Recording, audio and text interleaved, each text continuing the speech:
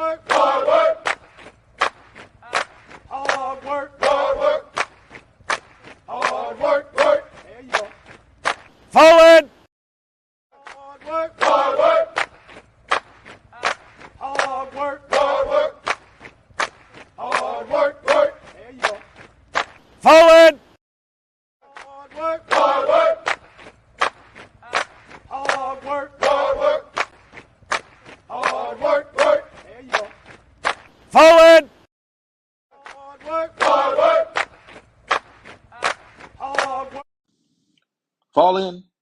Hey, good morning, good morning, good morning. What's good? What's good? What's good? What's going on out there? It's your boy Trey, and you're rocking with your favorite bets on the net. First Formation Morning Sports Talk. So come on and fall in as we get to talking about things that's been going on in the world of sports. So of course, we all know that the NBA playoffs is in full mode now in the second round. And I don't know if you can say that you're getting exactly what you thought you was going to get in that. NFL just finished with their draft, and now they're starting to build as they get ready to move into their offseason. College is scrambling to put together their teams as we look and get closer and closer to the inaugural expansion of the new CFP, new teams and new conferences and new things. So a lot going on in sports, in which is starting out with the Texans. Or the NFL's Texans, where a trade was made. Ben Schroenick, if you paid attention to football, Ben Schroenick has played the last 3 years with the Los Angeles Rams, being drafted by them the seventh round in 2021, was traded to the Houston Texans for a 6th-round pick, as well as he was traded with the 7th-round pick. So maybe he can find a better footing. Currently, that wide receiver room composed of Tank Dell, who was injured last year, Nico Collins, who got injured last year, as well as Robert Woods, and now newly founded Stephon Diggs. Schroenick now becomes the 5th wide receiver in that room, and I can see possibly something work out. He is in his last year of his contract, so it probably was actually pretty doable deal to take him, hopefully with some upside.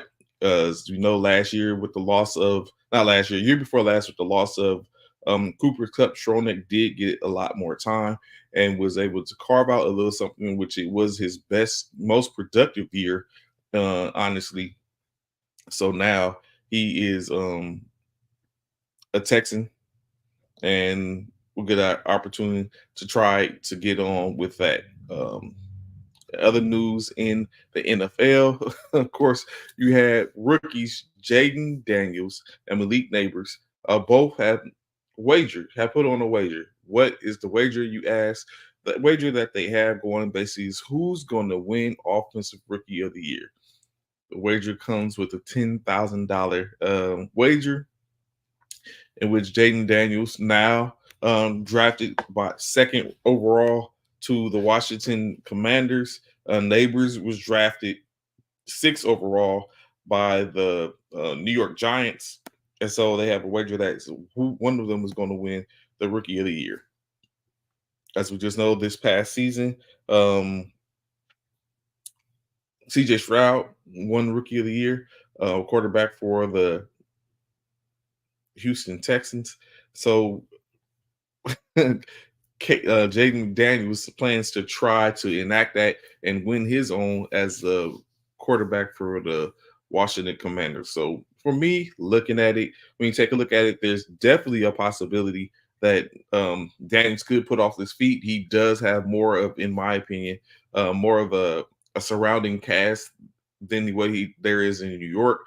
Neighbors is expected to be a key receiver in New York.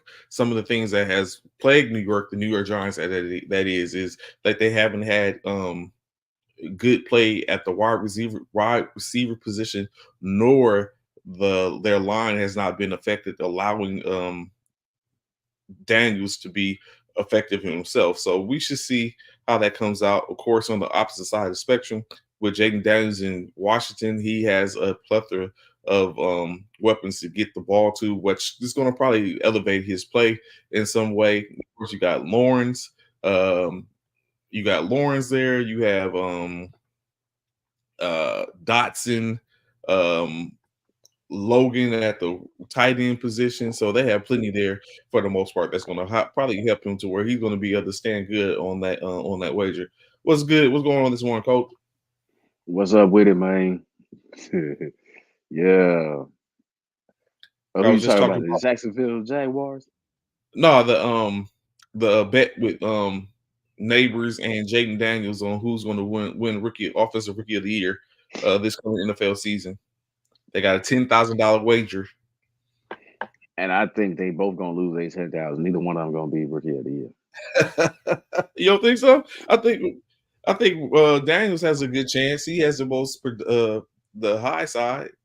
It's not in the bank for him, is it? Is he even gonna be the starter? That's a good question. So you know what's an even better question now that you say that? It is that brings that question brings another thought is, was the expectancy, was it they brought in Cliff Kingsbury with the premise of possibly having Caleb Williams, or did they bring in Cliff Kingsbury with the premise of we figured he was going to be coaching or was going to be held in the offense for Jaden Daniels all the time? I think they brought it in for whatever quarterback they would fall in their lap, to be honest. But also, let's not forget how good that team was with Sam Howell. So you can't forget how good that team was. Sam Howell put up some numbers. He did. Now, don't get me wrong; some of them might have been meaningless here and there, but he put up some numbers, and he made a lot of highlights. So I wouldn't, if I was Daniels, I wouldn't just bank that I'm gonna start unless they told you right off the rip, you the man already. Yeah, because we see how that rookie game go too. Like, um, it's hard. Like last year, how many quarterbacks finished the season? Like only a couple, only a few played the what Lamar and Dak, I think, played. You know what I'm saying? Yeah. So now, Mahomes, started all the games. I mean, so very few quarterbacks started all the games. So if I'm Daniels, I wouldn't have made a bet. Based on that, just alone, what did you think? Earlier, I had talked about and covered Shornick going to the Texans. Now, going to that wide receiver room where now he puts in. Now he has opportunity to maybe catch on there and be more of effective than he was in Los Angeles. They traded him for a 6th round pick. I think what the Texans are doing is unbelievable. Like I think the Texans are saying we right, like we ahead of what we expected to be. And after the clouds and stuff hanging over the Texans, man, I can only applaud the new moves that they making, from the coaching hires, the staff, all the way down to the players, man. Everybody's go. One thing I notice about D'Amico Ryan is everybody gonna contribute. We was talking on what was it, on the carpet, or what? Yes. We was talking about. Remember, we was talking about how some of these teams don't seem like, these organizations don't seem like they develop enough, or they don't put enough in. The Texans are all in on what they're doing, and you gotta love it, people. You gotta, what you witnessing is something unbelievable. Like, they put together a mini Golden State Warriors or something. Like, I can't say Chiefs yet, but like they put like the beginnings of the Golden State Warriors and stuff. But they competitive right off the rip. Them losing a couple of draft picks don't really mean nothing, because they've been doing so well with their picks so far in the draft. Like, until they miss, they making every shot they shoot, they making right now. Like hats off to the Texans, and hopefully they, hopefully we'll see it on the field. Hopefully it all shows up on the field. Are you slowly but surely looking at traversing back home? And No, no. no, no. I mean, it's too late. I already stepped into that cowboy thing. See, once I became a Cowboy fan, I started to understand the other side of football, right? Like when you're a diehard fan like me, sometimes you don't look at the other optics, the other perspectives. And Dallas is big business. If you don't learn nothing else from the Jones family, peep the marketing. Peep peep how Dallas is always mentioned. We can suck and we'll still get we get how many prime time games, how many 3 o'clock games, how many I mean every year. We can suck Hmm. and we still doing numbers. I think that's huge. I said it before. This is like the LA Lakers slash Knicks slash Yankees. You know what I'm saying? In a different sport, like you gotta. Hey, once I switched over to Dallas, I didn't. Like I didn't pay that much attention until I switched over. But man, you know what I'm saying? Yep, exactly. Suck and get all the attention. Ring a bell, sound like the Los Angeles Lakers, right? You know what I'm saying? That is Sound not like the even Lakers, right? comparison. There's That no is a correlation good with comparison. that Look, statement. you guys, Trey, you guys have mopped up the floor with us every chance y'all got. Y'all still don't get as much hype as us. So I surely did not want to take it where I was about to take it. But what has happened is that stems from a long line of. So why do you think Dallas, quote unquote, came America's team? I think it was because there was an appeal to Man, a certain type of individuals years ago, and with that appeal, that has basically resonated. Is almost like being a Dallas Cowboy fan in some regards is a rite of passage to some people because it's like, okay, this was Paul's team, so it's going to be my team, and it continues to just go on because most Cowboys fans are diehard football fans and they are committed to that team. So I think that's why it is America's team because of certain times in which it was in its heyday to where it's like, okay, we can stand behind this team. And I think that's what has resonated, hence the reason why it's committed America's team. So America's first team is first Cav. Uh,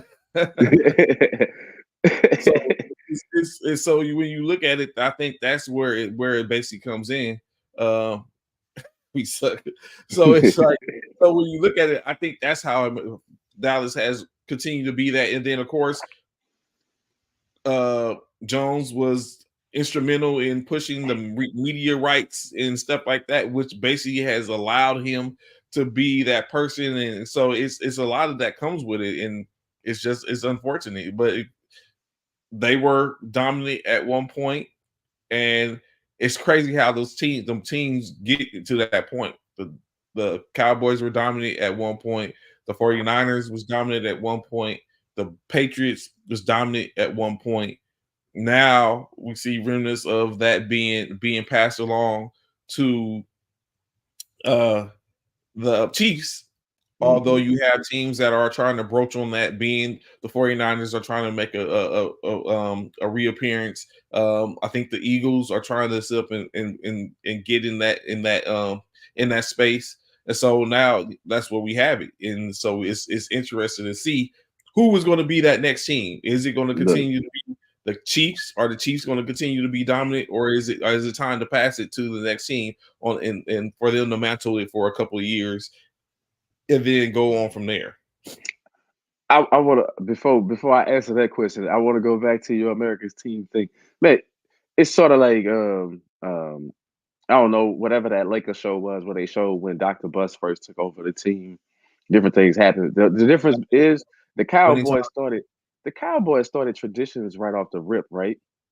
Like willing to be the team to play on the Thanksgiving Day games all the time, right? And then you throw Detroit in there, but that right there, you got to think back in the days, that probably was one of the few games you could actually get on TV. You know what I Mhm. mean? Across the nation. So That's what you always in the public eye, right? That was before Jerry Jones, right? Some certain things was done before Jerry Jones, and he just amplified them or magnified them to a different point, to a different level. But um, as far as I know, the Cowboys were the first ones with cheerleaders too. That That changed the exactly. game. You know Yeah. what I'm saying? But Like so that changed the game. So you and know. that's and like I said, it appealed to a certain type of people, and that's why like that part. It appealed to a certain type in which they was one of the first teams we all know, famed cowboy cheerleader. Is even you wanted to be women want to even be a cowboy cheerleader, or they want to be a Raiderette. One of the two is what they want. Because I remember conversations with my mother when she went out and tried out for to be a Raiderette when she was young and we was in California. So it was one of those two things. But of course, definitely the Cowboys contributed it to was appealing to a certain demographic of people that continued to push the line, and they remained America's team even when they wasn't winning. And then they start winning, and then they fell off, and they start winning again. The Cowboys, for the most part, are always going to be America's team. And as far as the rest goes, like the Chiefs, I don't see them really falling off. I see somebody taking it from them, right? Like because one team that we never really mentioned that they do a blow up is that darn Ohio team with a with a tiger, the Bengals. Like they've been so mediocre. Let's just keep it real. Other than a Super Bowl here or there, back what they got thrashed by the 49ers back in the days, the comeback Super Bowl or whatever, the Icky Shuffle. You really didn't hear much about the competitive. They've only been competitive here and there. But with a healthy Joe Burrow and a good offensive line, that team is going to be scary. If they build a lineup, Trey, and they can keep uh, Burrow healthy, that's going to be a scary team. I think they can challenge. I think we already seen it. If Burrow is on the field, that's a dangerous team. I think they can really challenge. I think they more so of a threat than the Ravens will ever be. Um, than the Ravens will ever be. I don't care who the Ravens put in their uniform. Ray Lewis, Ed Reed ain't coming back. And what I'm saying is Harbaugh has not proved that he can run a potent offense ever. He hasn't proven that. I mean, you know what I mean? Like he had Flacco, they had good running games, they had whatever, but they always played this slow down ball, and you see how ineffective that is nowadays. You saw it in the last playoffs where pretty much your quarterback is confused because you in his head.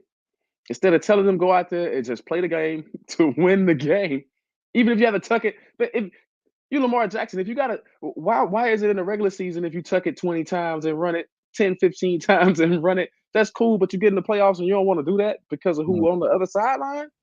I mean, Harbaugh just has never taken advantage. He's had some offensive pieces. I'm not saying he's never had offensive pieces, but he didn't take advantage. Look at that receiving core that they had this last season. They should have did more with the Zay Flowers and the Odell Beckham. Now, if Odell Beckham goes to Miami and act a darn fool, he could have did that in a Ravens uniform. I mean, I'm just saying Harbaugh is notorious for not taking advantage of what he has, other than like I said, he won the Super Bowl. Other than that run, but then that was predicated off what? The defense. They was turning people over. Um, um, Ed Reed was masterful. You know what I mean? Uh, I say that because we saw Ray Lewis was on the tail end of his career, and he wasn't the same Ray, but he was still good enough. But if you didn't have Nada, and would they have beat the 49ers in that Super Bowl? Because before the lights went out, Kaepernick was acting a fool in that Super Bowl before the lights went out. Remember that? Then the lights went out for a long period of time. Then when the lights came back on, the Ravens. But I'm just saying, for Harbaugh, it's time to prove that you got a little bit of Jim in you with the offensive mind. You know what I'm saying? I can't believe that a guy that comes from like the quarterback background these are the offenses that he continuously put out in the postseason. I'm talking postseason. Regular season, it is what it is, right? You're gonna have some games, but postseason, it's like he's so conservative. Mm. So it's probably because there's no the ratio of error is kind of is very small. So I think what happens is he just tries to enact what he can, use a little bit of everything, and try to basically do something different that's going to throw off what everyone else is seeing in from an offensive standpoint. Like in state is you got to look at what they did during the playoffs, during their last game in the playoffs this year. With the game they lost, he was riled. They knew exactly what to do. They kept someone on him. He didn't be able to get outside the pocket. He wasn't able to set his feet, and it was just a clinic on offense to where his strengths were minimized. I think.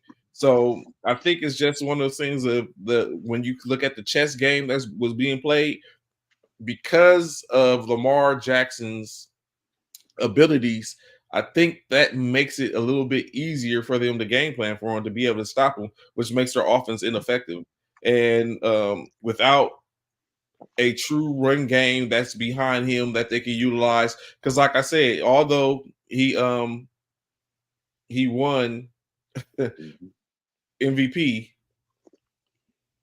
let's be honest, the MVP game was given to him due to he was the number one overall team in the NFL, and he had good numbers. And I'm not saying that because I believe Christian McCaffrey or Brock Purdy should have won it or anything like that. It's just like that's exactly what it was. He was the top player on the best team in the NFL. And he was putting up numbers, and he was putting up numbers with a dismal support. Like honestly, when you look at it, he really doesn't have anything in I there mean, in Baltimore. when Andrews got hurt, it was like I thought it was a wrap. To be honest, when Andrews went down, I thought it was a wrap because Andrews give him that target, that Yeah, always available target, wow. like how He's Brady Kelsey. had, Brady had Gronk, Yeah, Mahomes got Kelsey. You yeah, know what I that's mean? his Kelsey. Yeah, even though likely did show up a little bit, but like we said, the comfortability was in with Andrews, and he lost Andrews. So besides that, not anything against like we was just talking about Beckham or any other receiving core, but it wasn't there. They've gone through a plethora of running backs. Although the running back by committee has been the effective method, but they didn't even have a consistent amount of running backs yet again. You know what I'm saying? So it's like it wasn't so maybe he did earn the MVP award based on that, especially when he was looking at he was a top team in the NFL. Yeah. But he doesn't have he didn't have anything. He doesn't have much there. And so of course when you do that, you start, like we said, in the playoffs, you start playing these top tier teams, and the pool of play and talent starts to get the canal gets smaller, but the talent pool is larger. So it's like when you start to look at match for match, it's just the defense of Kansas City, which played out in Mines this year, was just that more efficient. So it wasn't going to be there for him. So, Well, I thought but for me it was plenty of opportunities to tuck that thing and run with it, man. Um, Especially as elusive as he is and as fast as he is. I just didn't like to see him try to match wits with Mahomes, and I think that's a coaching thing, right? Like you said, trying to be too different. Like stick to your guns, and I guarantee you'll have more success, right? Because watch this. Pittsburgh, with some of the moves that they've made, are probably going to dethrone the Ravens or the Bengals. One of those two teams are probably going to win that division coming up this season. And watch how they do it though. Watch the use of Justin Fields by Pittsburgh. He might not be the starting quarterback. You probably gonna start Russell Wilson, but watch the use of Justin Fields. They got their own mini Lamar. I mean, they not, you know what I'm saying? Like, do you see how that shifted? I mean, Tomlin just sitting back, like, watch. I'm going to show you with the mediocre offenses that Pittsburgh has been putting out. Watch how this offense rises with the combination of Warren in the backfield and however they choose to use Justin Fields. You watch, and you go see the difference. And if Pittsburgh end up making it to an AFC Championship game or a Super Bowl or something like that, man, just watch out. Just watch out if you the Ravens. You remember you missing your opportunities, your windows because your quarterback hasn't always been healthy. And a couple of times that he's been healthy, you've laid an egg at some point in the playoffs. Um, just because you're too conservative. You gotta open that thing up with whatever you got. I mean, it's all what's all out. Like you gotta go all out, right? Mm-hmm. That's why I don't fault. Like I bash my team, right? We don't put forth effort, right? But when all else fails, can you be mad at Dak for throwing interceptions when ain't nothing working? like at least I'm trying. Hey, you only throw interceptions because you're throwing the ball, because you're trying. You don't throw interceptions because you're taking sacks or you throwing the ball out of bounds. You taking risks. You taking chances out there. So that's the curse. Like that's the gift and the curse. It might not work out. Like Kirk Cousins, take Kirk Cousins. He don't win in the playoffs, right? Mm-hmm. That's always the stigma. But he will throw some interceptions. That's because he trying. You know what I'm saying? Like you trying and you going all out. At some point, you have to go all out. That's been my knock. That's been my knock on you guys. San Francisco is that Shanahan don't let them boys lose when he's supposed to. He stick to the same script. Like I said, if you know Debo gonna run this reverse 2-3 times a game, you can stop that. Like you prepared for that, right? And it's not yielding you touchdowns. Mm-hmm. It yields you touchdowns in some games in the regular season, but in the postseason, that just hasn't been the strategy to get over the hump. It's time to switch it up. Like Purdy, So, when you so gonna put 5 receivers out there and put McCaffrey in the slot or something? Do something they ain't seen. I'm just saying, like McCaffrey is a great receiver out of the backfield. You got to mix that stuff up. You got to give them looks that they ain't prepared for. If you gonna go that route, if you gonna go, I'm gonna change my strategy now. You got to give them stuff they ain't seen. well, last thing on this before you move on to the next one is we was just talking about the what was going on with Lamar Jackson. I think because now, of course, we know they have Derrick Henry there. If Derrick Henry could be anything remotely of what he was 2 years ago, Lamar Jackson presumably is going to win another MVP, and they might even go a little bit further to they might make it to the Super Bowl because Nope. Lamar Jackson's MVP season was he had damn it just I just had his name. He had it's this Ingram. Ingram. Yeah, he had Mark. He Mark had Ingram. Yeah, he had Mark Ingram as his running back, and Mark Ingram was eating up in them yards, and it was that 1-2 punch. So if you have an effective run game or someone that's going to bang a line, that's going to pick up yardage, positive yards, that's going to sit up. That now you have to account for him, and I think that's what Mark Ingram was doing. I can't remember the receiving core they had at the time if they were effective, but I'm very sure even if that's picking up, it starts to open up, loosen up, and bring the defense down into the box to where now you can work the behind the linebackers, and it's going to be problematic, especially when you have someone with the running prowess of Lamar Jackson. So I think if that's where the key lies, if Derrick Henry can be somewhat effective, along with the like we said, running back committee, someone to spell him. Whether I don't know if Edwards is still there. I think Gus Edwards moved on, or whomever Yeah, they could bring. yeah. Gus Edwards is gone. He gone. Okay, with whomever they could bring in there to be effective to Wait, be able to spell him.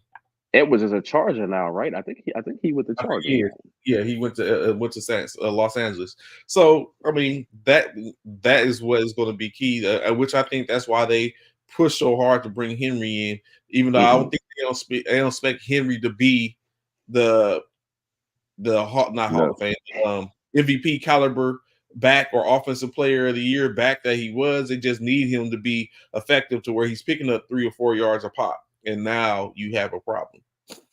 no, it's not. Look, here's before we get off this subject, I'm just gonna say this: Derrick Henry has seen better days. The last few years, he been messed up with a foot injury, man. That foot is never gonna heal as long as you running on it. Like you know what I'm saying? You got to run on. I'm just saying, in the postseason, and in the postseasons he's been rendered ineffective. Like we've seen it, he has not been effective in the postseason. It didn't help Tennessee. It's not going to help the Ravens because what people are not looking at is the sophistication of the defenses nowadays. The defenses are too fast for that slow ball, man. And you got Henry. Henry has the lineup. In order to get to the line of scrimmage, he got to line up 7 yards deep in order for him to generate speed and hit a hole. You can't put him in the pistol. They run a lot of pistol. Henry, you seen it. If he closer than 7 yards, they hitting him already. You know, you got to have the line got to block. Different things got to happen for he break all those tackles in the backfield because they in the backfield. You know what I'm saying? The teams are in the backfield. So in the postseason, that's been a problem with Henry. So I don't even see Henry as a factor with the Ravens, to be honest. Like I think they could have did whatever they gonna do with Henry. They could have did that with 2-3 different. I ain't gonna say no name players, but you know what I'm saying. Let's just say second tier players where you didn't have to, you know, pay Henry whatever you paid him. You could have got the same thing with three other guys. So moving on, still in NFL, moving on. Another player has moved on and is now a new face, different place. That person being Allen Robinson. We know the second, as of course we know, Allen Robinson has moved from the Chicago Bears to the Los Angeles Rams to the Pittsburgh Steelers. Now he is in New York. Now we was just talking about Malik Neighbors, who out of LSU, who was drafted 6th overall by the New York Giants, in which he's probably expected to be maybe one of the top tier receivers for that organization. Of course, you still have Darius Slayton, who is there, although Darius Slayton has not showed up to any of the all-season workouts. Jalen Hyatt is there, Wan'Dale Robinson, Isaiah McKenzie, Isaiah Hodgins, and now, of course, Malik Neighbors and Allen Robinson II. So now you start to see like some of the things that we talked about. New York needed a better receiving core. They have been lacking in that aspect to where they have been ineffective and not even able, where it has been Philadelphia Eagles, Dallas Cowboy division with a little sprinkle of the Washington Commanders hoping to enact something. Now you put that there, they're adding more. It seems like the NFC East is going to be a little more competitive this year, and we might not just see a runoff of the Eagles and the Cowboys. But I mean, it still remains to be seen. But something in which I wanted to key on, in which I was like, "Yo, this is starting to be interesting." I want to definitely take your thoughts on this. Is Robinson was drafted in 2014, so we're talking about 10 years ago, right? Drafted 10 years ago. In the 10 years, he has 562 receptions for 7,028 yards with 43 touchdowns. Now, that means he averaged 4.3 touchdowns a year.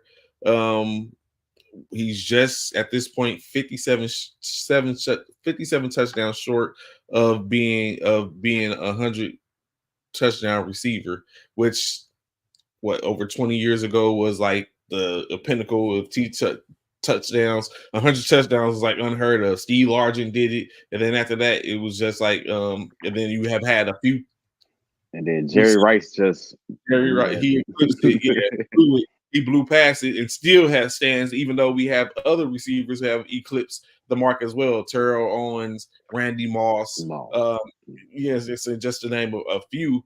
But he's 53 short from having the touchdowns. He's really actually in probably a good position to where he can pick up on that. But we're talking about Allen Robinson and doing this. Like, so do you think is that the how the offenses have been put on this pedestal has allowed that to where we talk about him with 43 touchdowns in 10 years as opposed to what we see everyone else making it in those years back in the day? And he's like a name, not a household name when we talk about wide receivers, NFL wide receivers. Well, it's called flying under the radar too. Like it's flying under the radar. But take nothing away. But some of the teams that he played on, you just mentioned some of the teams. It's like you able to get off against against certain competition when they not focused on you, right? Like when you get the matchups, it's a lot of times about the matchups. You got to think if the number one corner, he ain't going against the number one corner. A lot of times, ain't going against the number two corner, right? He going against the nickel, the slot corners, and there's different things. So it's an attribute to his work ethic, but it's also you know the way the defenses are defending you. So you got those opportunities, and it's impressive. Um, it's impressive, especially when you've played on that many teams, and you know what I mean, like in 10 years. Um, but it's also like imagine if it was more consistent, he probably would already be up there, right? He probably would already be there if it was more consistent. As I sat there and listened, I was like, man, that's like crazy. So the Titans, of course, have Traylon Burke, who last year injured himself and had to kind of like sit out. But do you foresee there's a role for him going forth, especially when you have who's their new isn't Ridley there now? Isn't it Ridley Hopkins? Is their main two now? Where Ridley Yeah, go? He went to Tennessee, right? yeah. Ridley I think it Hopkins was. and the young Traylon Burke now makes up their core of receivers. Your man Levis, who you believe is going to be effective. I don't know. They have to compete against the Bengals. I'm not going to talk down on the Titans, but I just don't see it I there. mean, the Titans, if like if you got to think, they had the AFC South on lock, right?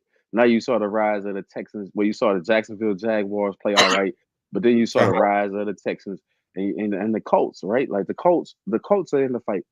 But in order for the Titans to stay competitive and in order to compete, they need better quarterback play.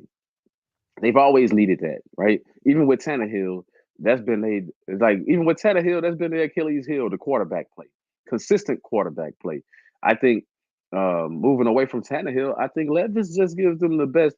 But I think when you got a receiving core like that, your quarterback better come with it, or else you wasting. We already know where Hopkins is, but I still think you can get something out of Hopkins, and then you bring in Ridley. That's a good pickup. But now you got the Burks. Man, you got weapons. I mean, you're not gonna have any excuses. Open up the passing game a little bit more. Not without Derrick Henry.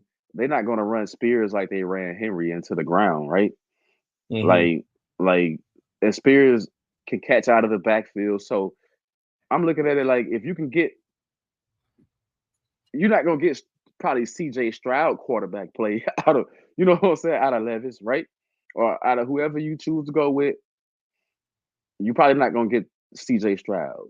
But I think you can get Minshew gone. So I think you can get we haven't seen Richardson a whole season. So I think you got a chance to be that number, like to really challenge and be that number 2 team in the AFC South. Because we don't know what Richardson's gonna give you in a full 17 game slate, if he can play a 17 game slate, right?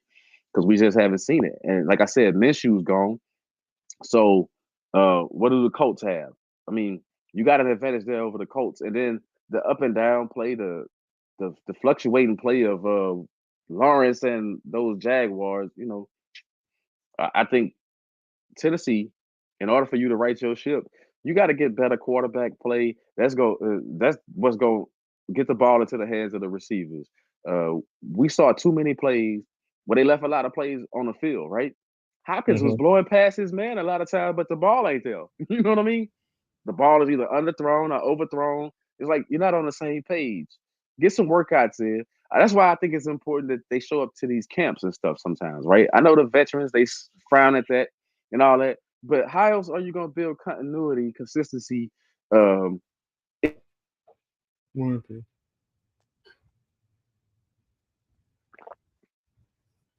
So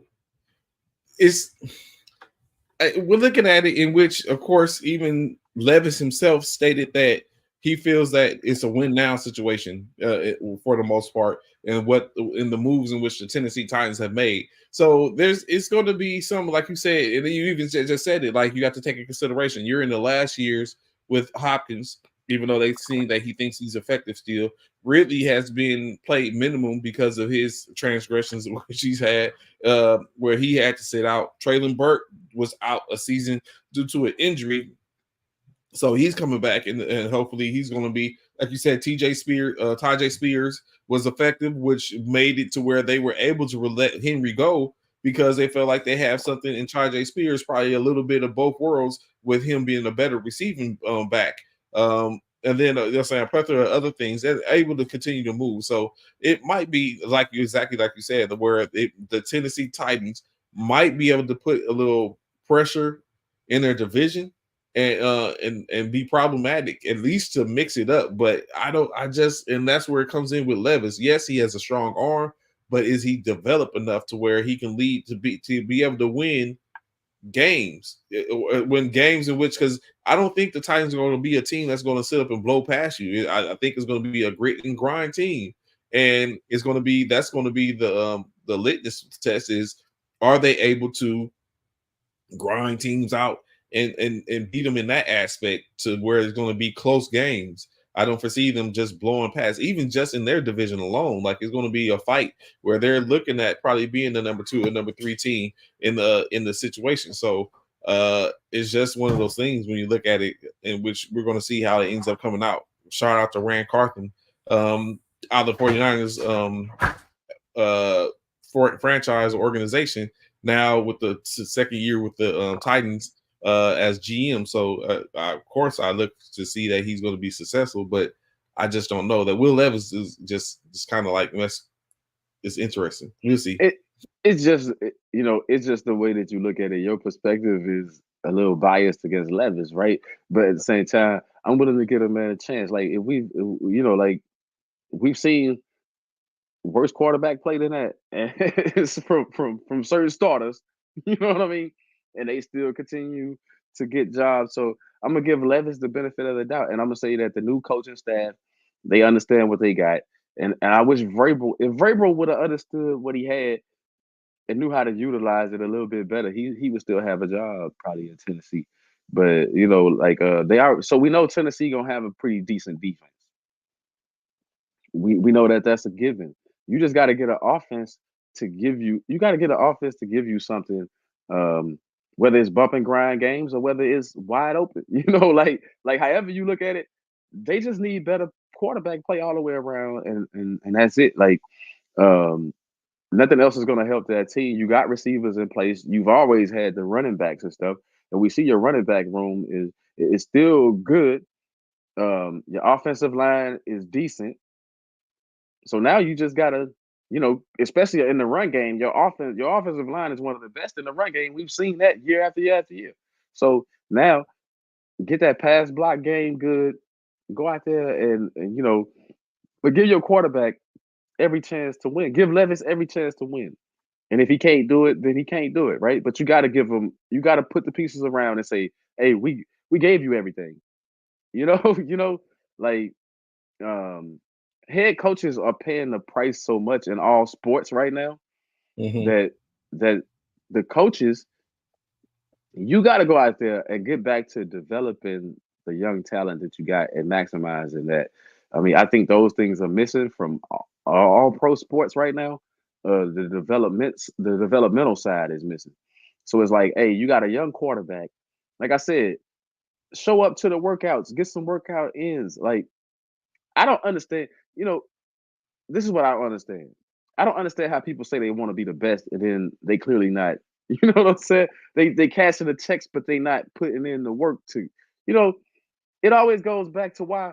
I mean, this will be the last time I say this, but the GOAT is he's the blueprint, people.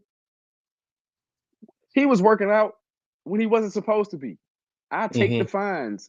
I take whatever. I mean, you feel what I'm saying? I take the fines. If that's gonna get me closer to my receiving core, and we're gonna see what we got, we're gonna get timing down. We're gonna get, you know what I'm saying? We're gonna see how you catch in these certain situations and stuff. We're gonna play situational on our own. I mean, that's what made the GOAT the GOAT, is that you take those. I mean, you feel what I'm saying? Like, you have to build that. And what you don't hear uh Patrick Mahomes skipping this or that. Like, he's there with whatever receiving core he got. What I'm saying is that if you want to win, you might want to start looking at those things to the younger players in the league. You might want to start looking at those things. So now going and moving forth a little bit, still in the field, like I said, uh, another story out of Dallas, but this is a different type of story. Rasheen Rice. What are you doing, young bucks? Which we talked about this, the level of I guess you could say in undisciplined in which these players have to start and get to it. Does money really do make people act this way for the most part, or a little bit of money? Rasheen Rice, of course, we know he was already looking at a couple of counts in reference to the accident that he had, the vehicular accident he had and left the scene. Now he's being charged with an alleged assault and injuring of a at a nightclub, as supposedly he assaulted the photographer. Doesn't the NFL have symposiums and stuff for the rookies on how to avoid conflicts and how to stay out of the light in this aspect? Or did you think was Rasheen late to this course? What's your take on Mr. Rice? We all been there, people. It's just young people being young people. You know what I'm saying? And that's what it is. I don't think it's necessarily, well, money might have a little bit to do with it, fame might have a little bit to do with it, but it's clearly the person. I mean, you know what I mean? Sometimes you forget where you are, who you are, what you represent. We've all been there, we've all seen it. I mean, you know what I mean? So it's like, and then sometimes it's the element that you surround yourself with, right? Like, to equate it to something, you always hear, like, you see these rap beefs and stuff like that, right? What do the rappers say? The rappers say, "I'm not worried about the other rapper. I'm worried about the entourage." You know what I mean? Somebody in the entourage doing something, because somebody always got something to prove. And it's like, it's that, it's the young mentality, especially, especially when you come from certain areas, man. It's just the mentality. You still want to prove that you down. You still want to prove that you there. And then, like, this ain't it's not the first time somebody get into it with the media, right? And the media don't know when to, let's just face it, sometimes the media don't know when to stop, right? It's like, hey, if I'm not answering questions, I don't want my picture taken. I don't want my picture taken. And then it's like, you as the person, you always supposed to suck it up, right? Why is it always the famous person has to suck that up and allow certain stuff, right? Like, you a fan, right? If you approach Mr. Rice and you said, hey, hey man, I like your game. I want an autograph. And he said, well, man, I'm just out tonight. I don't want to sign autographs. Right? You just gotta Mhm. live with that, right? Now you can go back and you can post, oh, he was a jerk, he was what I mean, but you feel what I'm saying? But you got the message, right? But we know it don't go that way when it comes to photographers, when it comes to the media and stuff like that. It's like a nag thing. I'm not defending the young man. I'm just saying, you can understand how things can get carried away in that instance, right? The accident and all that, I think that's separate from this other incident. And I think that because of the accident, you got questions and you want pictures. And I mean, you feel what I'm saying? Yeah. And it's like, hey man, stop filming me right now, right? Hey, my favorite rapper used to spit in the camera. All right. You know what I'm saying? Like, and I'm gonna leave that alone. He did. He used to spit at the camera, you know. And you might have got beat up with baseball bats. I mean, I'm just saying, we've So seen worse. transferring from NFL off the gridiron off to the hardwood. Are you not entertained by the NBA playoffs this year? I love it. I love it. I like what I'm saying. I told you these young teams was coming. I just didn't know it was gonna be a barrage of young teams. How about this? Two veteran teams are left, people. The Celtics,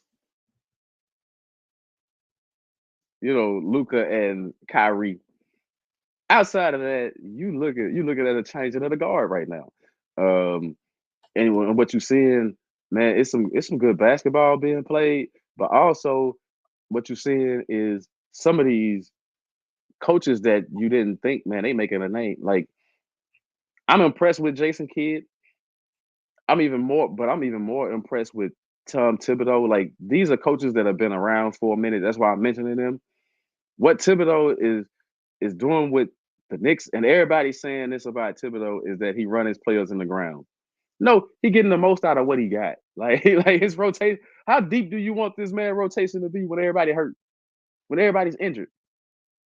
What kind of rotation can he put? He got to go a 7-man rotation. They got to Iron Man it, right? And Bronson is the perfect person for the job.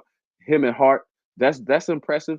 The other impressive thing, Trey, is I'm not gonna even get into Denver getting a butt kick. Let's just go with the so-called MVP. We're gonna get there in a minute though, this whole MVP thing.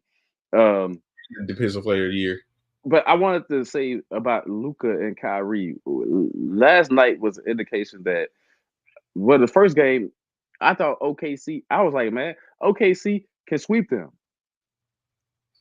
But then Luka said, no, no, no, no, no. Now my only problem with them, my only problem with the Mavs right now is not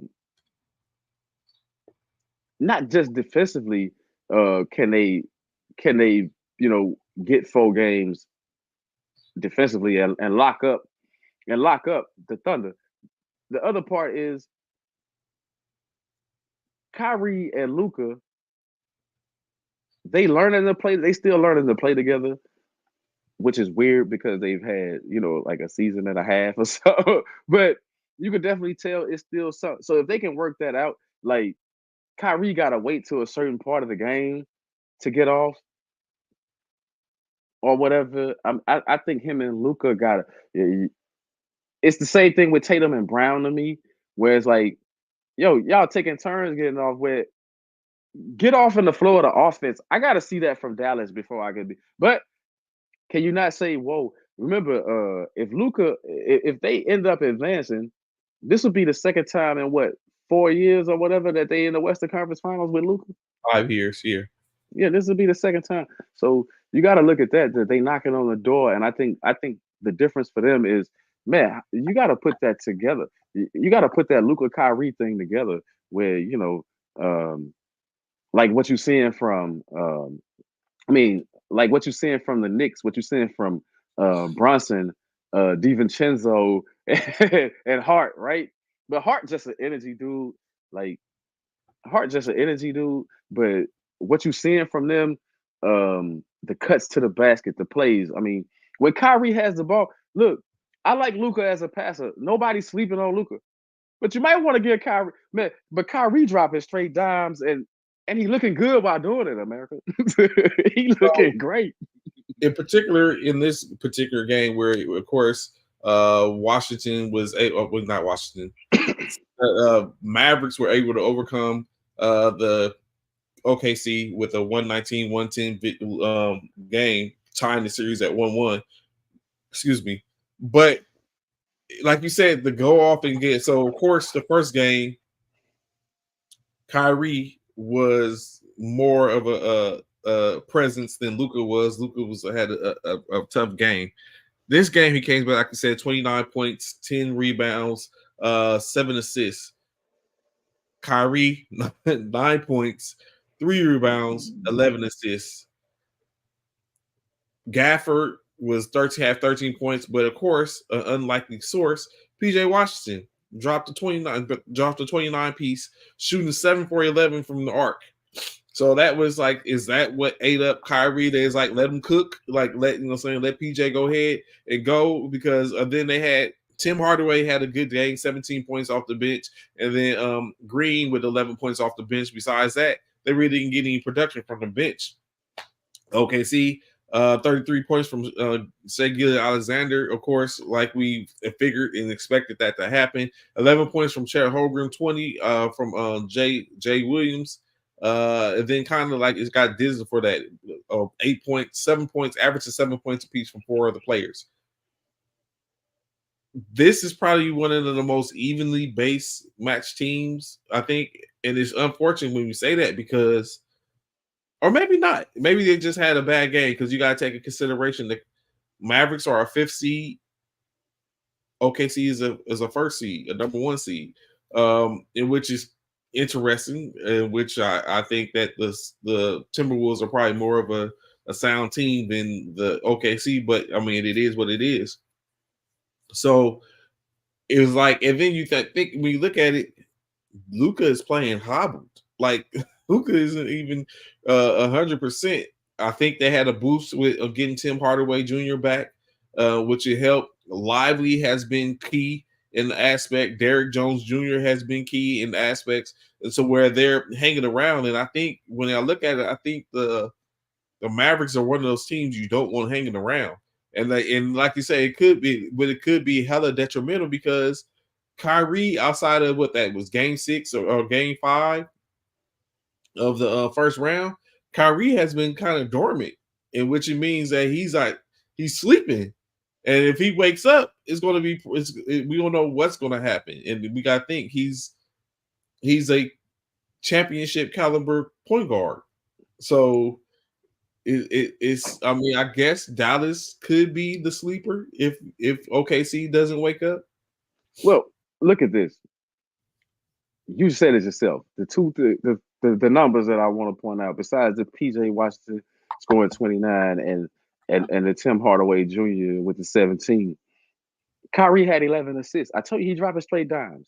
Like I think that's gonna be the key to them. No matter how many points Kyrie score, you feel what I'm saying? It's getting everybody else involved and having that between him and Luka. That's 18 assists.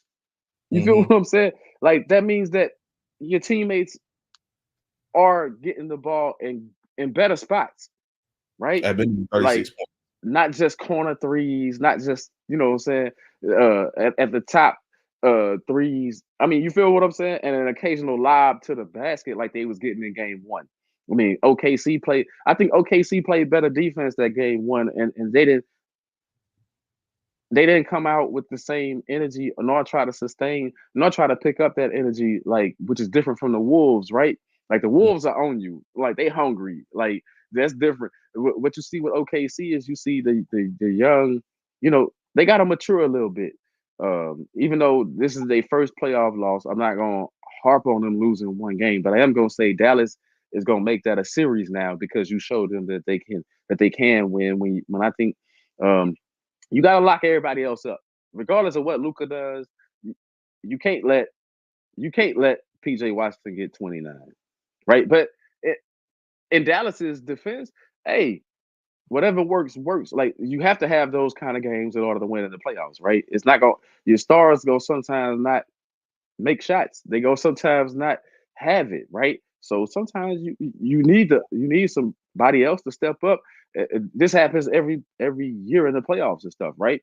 Last year when Denver, the defending champion Denver, everybody was impressed with the Michael Porter Jr. and Aaron Gordon. They play without those two, they don't win. You know, no matter how well Jokic played, no matter how well Murray played, if you don't get those contributions from Porter Jr. or Brown too, but he's not there anymore. Right, Brown. But if you don't get those contributions, they don't win a chip. So it's like everybody contributing. That's good. And they did this on the road. So if you OKC, you got to be a little worried about what the Mavericks gonna do to you in their home building, because now they at home. Now you think they was hot. You know, SGA he played it down and he said, "Oh, they just got hot," you know, and all that. No, they kind of executed a little bit better. Like I said, those passes. Did you see some of those passes the Mavericks were making? Like, man, Luka threw an alley oop that I swear the dude could. It was like a close touchdown pass with the defender draped all over him. Right, like you see the plays that they make in the execution. You gotta stay in front of the other players on that team. That's not Luka. That's not Kyrie. You gotta. I think if you more shots, because if he volume shooting, then he's not that dangerous. I mean, we've seen Luka. I think Luka Luka scored 60 points and shooting like 20 shots in a game or something. I mean, you know what I'm saying? So you know how effective he can be. If you can render him inefficient on certain plays, then I think you can make him a volume shooter, but and not give him those passing lanes. You got to go back. The first game you did a good job jumping in the passing lane, hands everywhere. You got to do that consistently to win this series. And I don't know if OKC is going to be able to do it all out every game. So moving into the next game, the Cleveland Cavaliers came back with a blitzkrieg. So we're starting to look like we're seeing a development of a trend, right, between the two nights, where you have a current 2-0 series with two games that's going to be played tonight, and then you have the tie series with the games that was just played last night. So now what we have developed is a trend, like, okay, these games are a little more evenly matched, and the other games have basically lost. One team has lost the home court advantage, while the other team is playing on the fact that they're home, or their home court advantage.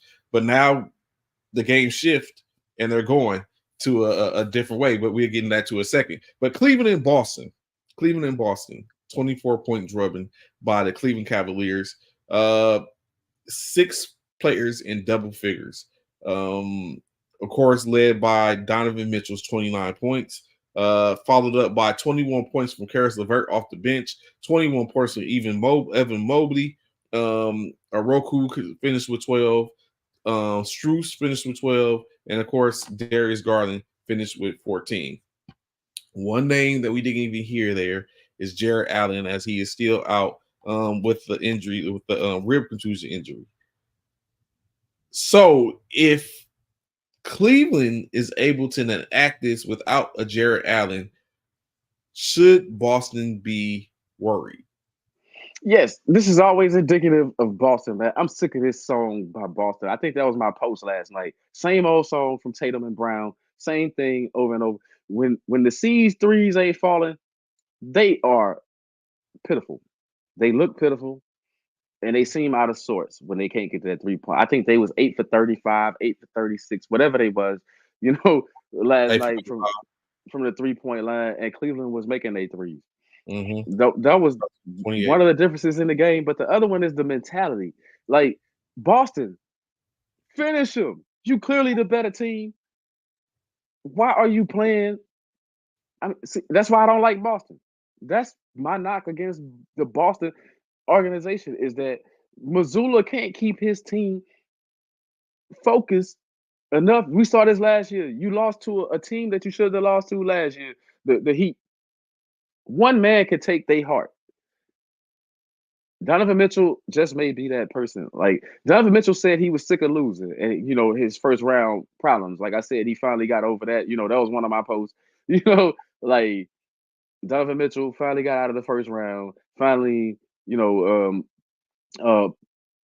advancing and looking like he up to the challenge. And everybody else around him is feeding off of that. Like, I like Cleveland, what they doing, but Boston, man, stop it. You should be mopping up the floor with this team. I mean, period. Like, it shouldn't even be no 1-1. You should be winning. You should win blowout games at every close game against this particular team, and watch it be a knockdown, drag out series. So we got to take, and just like we spoke on the fact of Allen is missing, we got to take into consideration Porzingis is missing from the Boston Celtics squad as well. Trade. You ain't buying it? No. Look, sometimes it just comes down. Look, people, sometimes it just comes down to the names on your jersey. Tatum, Brown, Holiday. I mean, White. You've been balling. Don't stop now. Keep going. I mean, I'm from Houston, people. Let me tell you. I witnessed 2 NBA Finals appearances and wins by Hakeem Olajuwon and who else? I mean, we only know Kenny Smith because he on TV. But what I'm saying is, you know what I'm saying? Like, Mario Ellie. Like, you got to give credit. I mean, you feel what I'm saying? Like, certain players, like, just certain things. Your players got to step up. Boston, they never just rise to the moment for me. Like they just don't do it for me. They don't rise to the moment. They have no excuses. They are better than this team.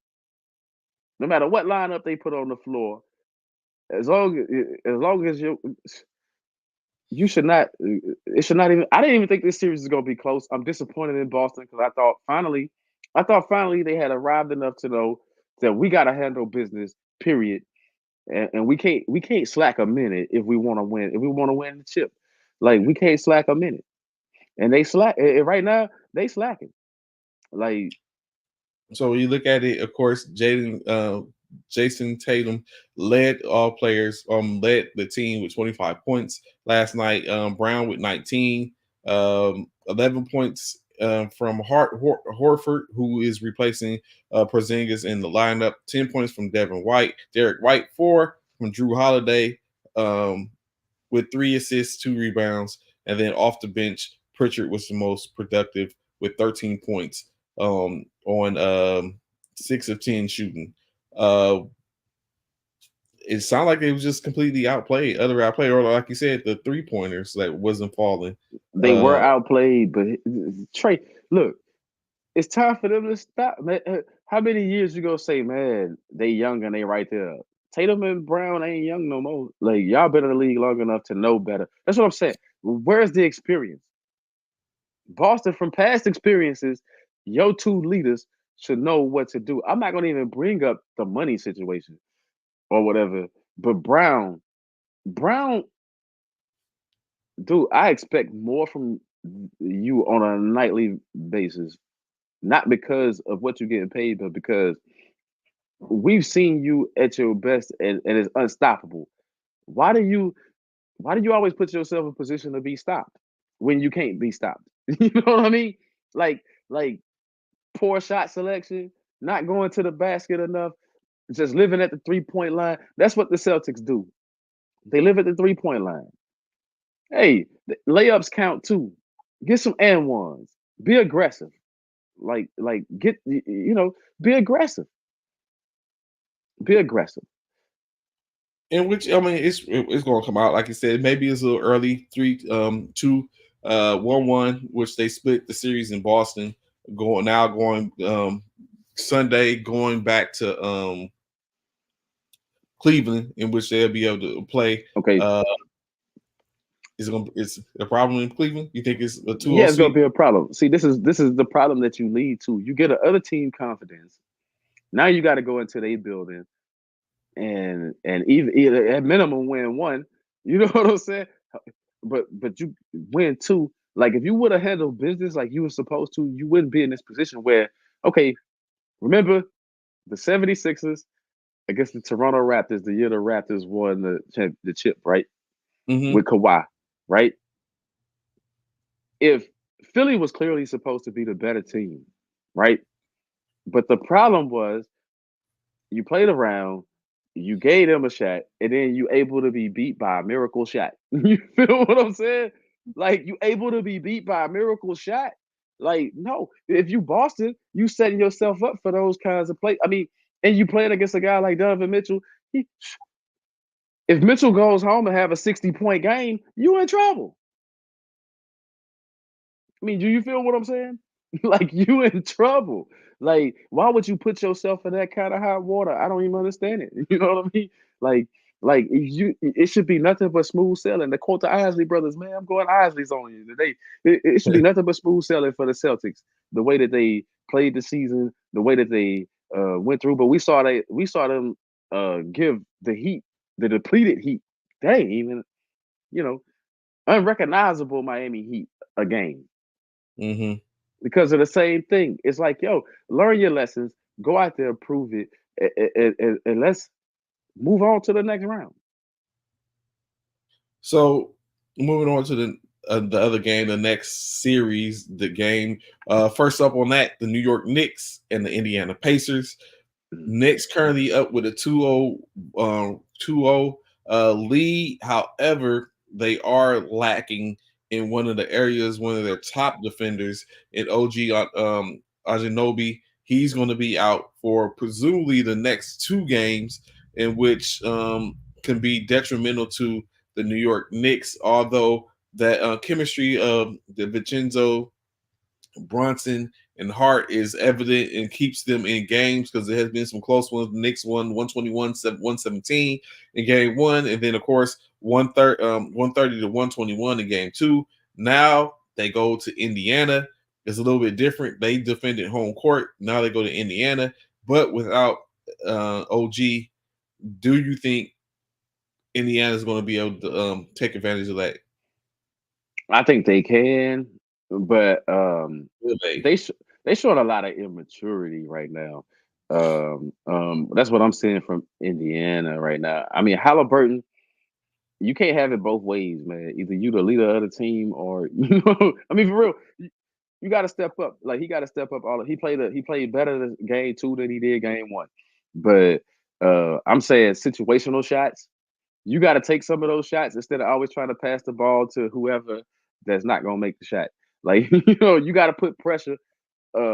This is a game. This is a series where you see what Brunson does late in the games. Halliburton got to match that, right? He just got to match that. Like you ain't got to match them buck for buck or bucket for bucket, but what you have to do is you can't turn the ball over late in the game and then blame the refs. You got to come out and you got to make plays. I think I know they blame the refs. I know they said they did get some horrible calls here and there. But truth of the matter is, when you're watching the games, what you see is a Halliburton trying to be too much of a facilitator and not saying, "Hey, I gotta get buckets right now at this point in the game. I gotta go ahead and make these shots. I gotta go ahead and take these shots or whatever." You gotta live and die with your best players taking the shots. Like I like Miles Turner, but in certain parts of the game, Halliburton, you got to take over because that's what we seeing Bronson do. That's what we seeing Hart do. You know, and in a series like that, that's what you're gonna have. Like, especially when the refs are letting you play a little bit, they letting you play physical here and there. Which big ups to the refs all the way around for allowing some of the physical play this postseason. Not so quick with the whistle. Kind of lax at times when the whistle should blow. Um, Making crazy calls, but let's just face it, the first game, they was in the first game. Indy probably should have won the first game. I'm not gonna say that the offensive foul, but I am gonna say that kickball call was a messed up call. Um, Outside of that, the Knicks, at some point, these dudes gonna get tired. So what the Pacers have to do is take advantage of the fact that the Knicks gonna have to rest at some point. Like Hart playing 48 minutes a game. Like if Brunson didn't get injured in game two and missed the whole second quarter, he probably would have played the whole game. I mean, or Mhm. the bulk of the game. Um, you just I mean, but that's what the Knicks got. That's what they got to do. I understand when you shorthanded, but without OG, um, can they really keep that pace now that somebody else is down out of the rotation? I mean, you gonna get more shots from McBride, but can he deliver on? Can he deliver on the road? Can McBride has played good in Madison Mhm. Square Garden, but can he play on the road? Don't. It's gonna be some questions that they gotta answer. But Indiana, you got to capitalize on the fact that these dudes gonna be tired at some point. And Halliburton, you just got to take over like certain points of the game. I think his coach got to be like, "Hey, right now is the time to take over. Right now is the time for you. I need you to be a little bit more aggressive and get buckets." Like, um, they seem to not want to go to the free throw line. I don't know. A couple of teams I've seen seem like they want to stay away from the free throw line. I don't know why Indiana seemed like that, but yo, it's the Knicks are beating you up. That finesse is out the window. You gonna have to put bodies on people to stop the offensive rebounds. By the way, oh boy, that just irks my nerves when the report on Hart and nobody got a body on him. The scouting report and nobody putting a body on him. So, and again, I think the key thing in which the only thing that is a factor is, as they're being dubbed, the Nova Knicks, is the difference for them with a couple of key things in there.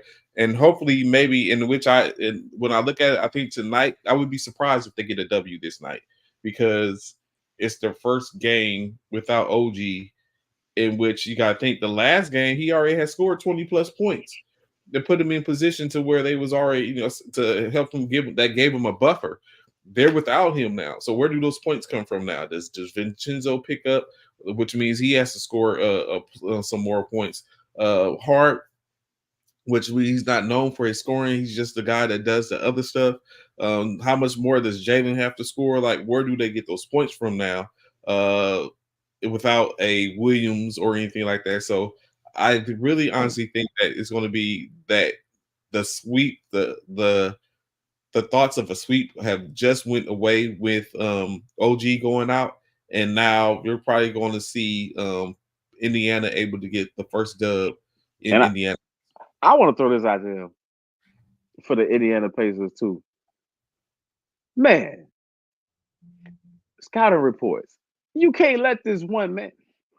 You can't let this one man score 20 in the fourth quarter. Like, I mean, you got to say, Brunson, you. To quote, he in New York, so I'm gonna quote Biggie, man. Who's the real Dookie? You hit. You know what I'm saying? You hit Bronson, like for real. But you gotta stop. Man, how do you let one guy just constantly score on you over and over before you say, you know what? We gonna double team. We gonna trap him and make him pass. Man, make him pass the ball. Make him.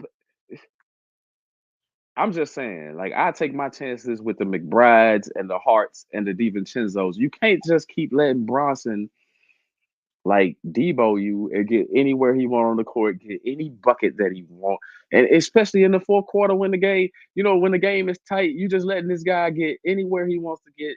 He getting floaters in the lane, he getting layups at the rim, he hitting threes in your face. Make him pass the ball. Trap him. Guess what? He walking, and they're not even running the ball up the court. They walking it up the court. They walking the ball. The Knicks are walking the ball up the court on you, man. Like, trap them. Make them pass the ball. And don't let him get it back sometimes. Like, for real, don't let him, when he passes it, don't let him get it back. Easier said than done. But I'm saying, Indiana, if you want to win, maybe you got to stop this guy from lighting you up in the fourth quarter like that. Like, second half in general, but fourth quarter especially. Like, you gave up 20. His first game where he dropped the 40 piece or whatever, he had like 20-something points in the fourth quarter. He had 21 of their 25 points in the fourth quarter. You can't do that. One man is just dominated too much. Like, this ain't Shaquille O'Neal. This ain't Kobe Bryant. Like, I mean, it's a modern era, but it's Jalen Brunson. He's 6'2", and y'all can't figure out a way to make him pass the ball and make him tough, make him take tougher shots. So for one game to where someone was up 2-0 at home to another game where the higher seed is down 0-2 at home, I don't know if that's going to be problematic. Can we say, I don't know if we're able to say a sweep in the second round is coming up. What do you think, or wouldn't that make two sweeps, consecutive sweeps for Minnesota? They sweep the first game, the first series? Yep. It's looking like Minnesota's the crown. Like the crown going to Minneapolis. That's what it looked like. The St. Paul, Minneapolis area. Shout out to my former home, man. But like, and they buzzing up there too. Like all I'm hearing is, oh, the Wolves are gonna win the chip, and it's looking that way. Man, they look like the best team. The effort on the defensive end, the rotation, they able to rotate on defense, switch on defense, and what they doing to Jokic. Not to beat a dead horse, but I'm gonna give it to you every chance I get, you and them Laker fans. Y'all kept saying, "Oh, AD and LeBron, oh, there's no way to stop Jokic. There's no way to stop Jokic." Tell that to the T-Wolves. Evidently, the T-Wolves didn't get that memo. They got 3-7 That. Do you see the body that they putting on him? They making him work for everything. Why couldn't the Lakers do that? Body because him up. they don't have that. They don't have the personnel to do that. Yeah, they do. You got AD, runner up, always mention top defense, this, that, whatever. He never once put a body on this guy. He let this guy just dribble up the court, get wherever he wants. The T-Wolves ain't doing that. The T-Wolves say, and then they swarming. When you watch them, it's not the 7-footers. He get his shot blocked by guards, and then look at the job that they doing on Murray. You can defend these dudes. That's where it comes in at. You can defend these dudes. Everybody said that these dudes are unguardable. They keep How can the T-Wolves guard them? It's looking like what they're doing. For one, the T-Wolves is one of the tallest offenses of a set of 5 players in the league. But not to even say, but if you even go away from that, like you said, 7-footers, Jokic is having a problem with the 3 of those 3 people, in which it even Gobert didn't even play game 2. I was about to say it even leaned over to Gobert. He wasn't there for game 3 or game 2, and it still was problematic. But where they did is they removed. I think what it looked like is they was like, you know what?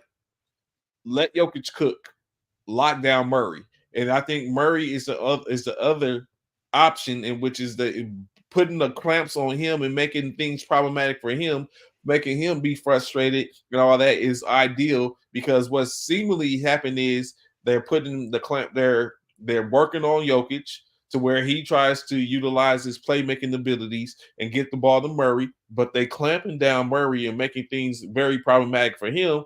And now your other 3 being KCP, Christian Brown, MPJ, or Aaron Gordon are playing perimeter. And the only one of them 3 that really is a perimeter player, of them 3 is a perimeter player, is KCP. But he seems like he's rushing his shot. So it seems like they're just in complete and utter disarray. They're long, and like I said, and big at every position, which is problematic. And it doesn't help the fact when you got Ant-Man that is just doing what he does at will and causing issues. So their remedy right now is key in that they're doing what LA should have did, and stop one, keep the others outside, stop one, make it problematic for one, and then see what the other one does. And they didn't do that. They tried to stop Jokic with just with just Davis, or if it wasn't Davis, Hachimura, and that wasn't working. Their backup big was out, being Christian Wood. He was out the whole series, in which wasn't able to provide or give anything. And it just they didn't have the personnel to beat Denver. And I think that's where you kind of let it. They didn't have the person. They were able. No, maybe they did. They didn't have the personnel to hold off Denver, because in every game they were out. They were ahead and didn't have the gall to be able to hold them off. They didn't have the personnel to be able to close the deal, and that's why they went home. And Minnesota is seeing that. The things that they're not allowing, besides the clamp down on Jamal Murray, frustrating him to where he throwing temper tantrums. The coach, did you see game 2? The coach threw a temper tantrum. Murray, Jokic, my post immediately from the first half was Jokic got to stop complaining to the referee and focus on this game. He got to get in the game. They frustrating them because they're not getting those calls that they feel like they normally would get and all that others. But here it is. They not letting Jokic play keep away to himself like he normally does under the rim. They rebounding. Guards are coming out of nowhere rebounding. The whole squad is rebounding. And on top of that, they challenging Jokic to play from a certain point. Like, they not letting him get 2 feet in the paint. You know, like, we gonna turn you into a jump shooter and see how much you just like this jump shot. Not only that, when you do get close to the rim, we swarming, we blocking. You know what? I think they coaching is so good. I think some of their fouls are intentional. I think sometimes they picking up fouls just to say, hey, you know what? We're not giving you nothing easy. Right? Like, that mentality, I think they accepting the fouls that's called on them. Stuff. I mean, what you seeing from the Wolves is different. And then your leader is 22 years old. He's fearless out there. Like, your leader is 22, fearless. I don't want to compare him to nobody because I just never, like a team that we talking about a team that could potentially win it all right now. We seen some of the other players at 22 and all that, but Carl Anthony Towns, I said it. I said Carl Anthony Towns and Rudy Gobert.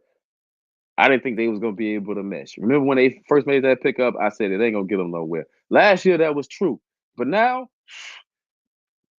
and Rudy Gobert, defensive player of the year. Do I feel like I felt like Wemby probably should have got it. That's his fourth.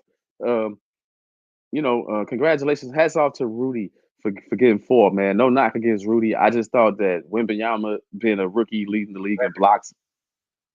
I mean, you know what I'm saying? I just thought that would, but you're the number one defensive team. I mean, I can see that. I mean, I'm not mad about Rudy winning it. I'm just saying I thought it was gonna be Wembanyama. I thought they was gonna say, hey, you know what? He rookie of the year and defensive player of the year. But Rudy got number four, man. And what you seen the defense in game one that he played on Jokic was impressive. I'm liking what I'm seeing from the T Wolves. I think the T Wolves they the new front runners right now. You know, um, and I think that whoever match up against them in the second round, and I think it's a wrap. I think it's a sweep. Um, I think you're gonna get a close game tonight in Minnesota. But you Only in think part, Minnesota could defend home court? yeah. Only in part because not a T Wolves. You got to keep that same mentality when you know the refs gonna help out the defending champs a little bit more. You can see that coming. Um, the league just tipped their hand too much to me, man. That's another thing I want to talk about, man. Forget all the basketball. You got good basketball going on, but some of the stuff that you doing, league, I don't understand you.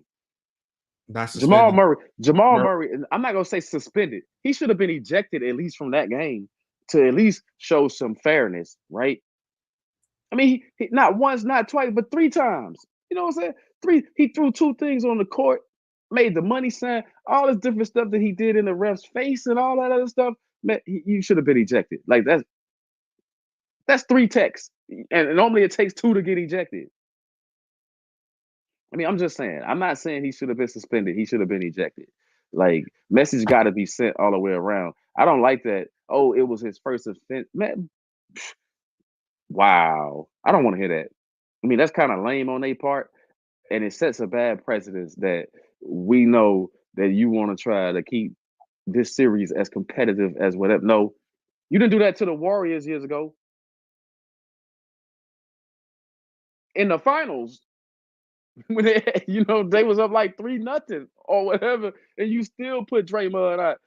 I mean, you feel what I'm saying? Like I don't like that pick and choose stuff, man. Where it's like, yo, nah, it should be fair all the way across the board. Like the refs, the refs of that game, they should have been penalized some way somehow for not ejecting that guy, for not ejecting him.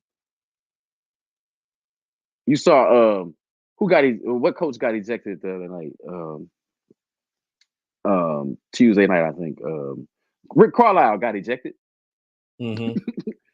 Mike Malone came off the bench and was up in the ref's face and didn't get a tech. Didn't get a tech. I mean, it's some favoritism there for Jokic, which I want to get into that. I hope we talk about that. The MVP. It's clearly some favoritism there, people. I'm just gonna keep, man, for real. Like from what I see, it's some favoritism there. I mean, they want Jokic to be the best big man so bad that they willing to go to the extremes to do it. It is not a good look. See, this is why So people say your league is rigged. This is why people say you got your favorites because of stuff like this, man.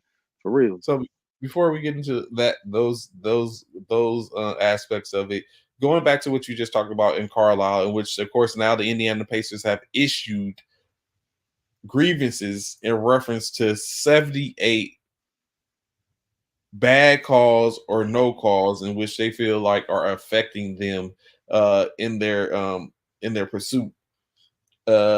Additionally, like you said, should had Jamal Murray been any other player, would that player have been suspended You know they would have been suspended or or ejected?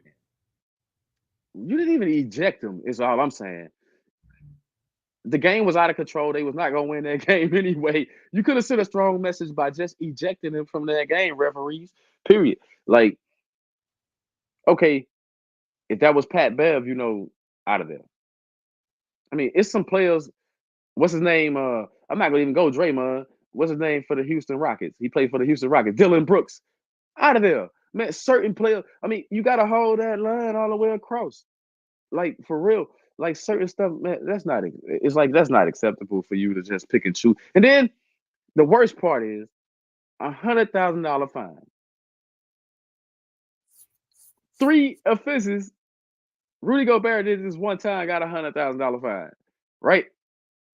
And it wasn't even in the postseason, right? That was in the regular season, if I remember correctly. That wasn't even postseason. You gave him $100 fine. Now in the postseason, you telling me that this man 3 offenses in one game, and you telling me that that's equivalent to what Rudy Gobert did. The defender. I mean, the defensive player of the year did that same money sign and got 100.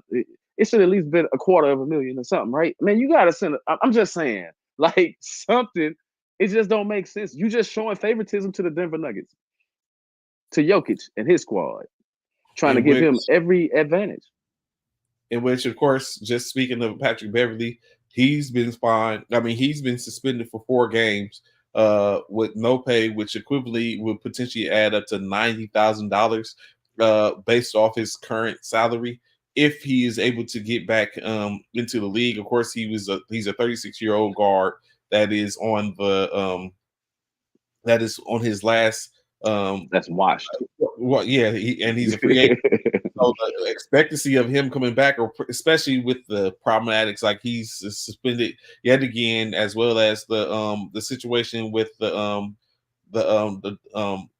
assistant ESPN assistant that was trying to interview him, that he basically told to get her microphone out his face, and then of course asked her to remove herself from the reporter circle due to the fact that she doesn't subscribe to his podcast.